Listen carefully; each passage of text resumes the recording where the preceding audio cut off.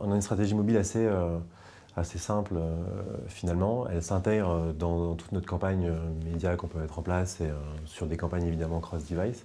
Et après évidemment on va avoir des campagnes beaucoup plus tactiques, notamment sur de la géolocalisation, donc qui intervient dès le jour de la sortie du film en salle de cinéma.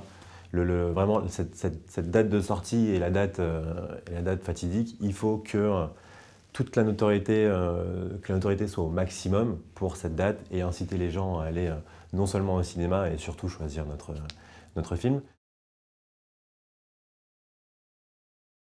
On va cibler des personnes dans des zones de chalandise autour des salles de cinéma. Donc cette zone évidemment varie en fonction de la taille de la ville. Paris, on sera sur des zones de 500 mètres et en province, on aura tendance à élargir beaucoup plus cette zone. Et en fonction de notre ciblage, on va aller chercher ces personnes qui sont autour de cette zone de chalandise avec un message très clair qui est clique ici pour être dirigé vers le cinéma le plus proche et découvrir le film Miss Peregrine ou Trolls qui sont sortis récemment. On s'appuie sur des partenaires forts, donc notamment Spafax qui a été le premier avec qui on a mis en place cette campagne de géolocalisation et Allociné plus récemment parce qu'on a accès à une data cinéma qui est ultra intéressante pour nous. On va pouvoir cibler des personnes qui sont allées visiter les fiches films de nos concurrents ou d'un réalisateur en particulier.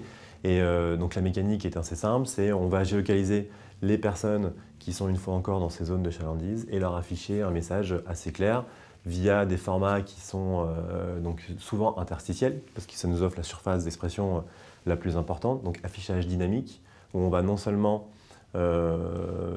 afficher quel est le cinéma le plus proche avec un call to action pour être dirigé avec une map vers ce cinéma et on va encore aller un peu plus loin et mettre carrément finalement quelle est la prochaine séance. Le Graal serait de réconcilier finalement toutes ces données avec une donnée de visite dans les salles de cinéma et idéalement une donnée de vraiment si la personne a acheté son billet et a choisi notre film. Donc il faudrait réconcilier toutes ces données avec la donnée exploitant à laquelle on n'a pas accès aujourd'hui, parce qu'il y a seulement 20% en moyenne de personnes qui achètent leur billet en ligne.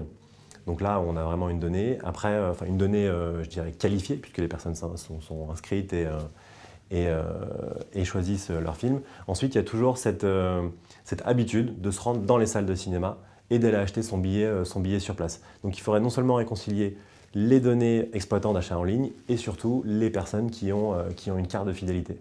On va travailler avec des partenaires comme Spafax justement qui maintenant peut analyser les personnes que la campagne a touchées les personnes qu'on a touchées via la campagne et analyser les personnes qui sont vraiment rendues en salle de cinéma et également donc Atlas qui est le serveur de Facebook qui va analyser qui va pouvoir analyser visiblement d'ici la fin de l'année ou Q1 de l'année prochaine également les personnes qui sont allées dans les salles de cinéma.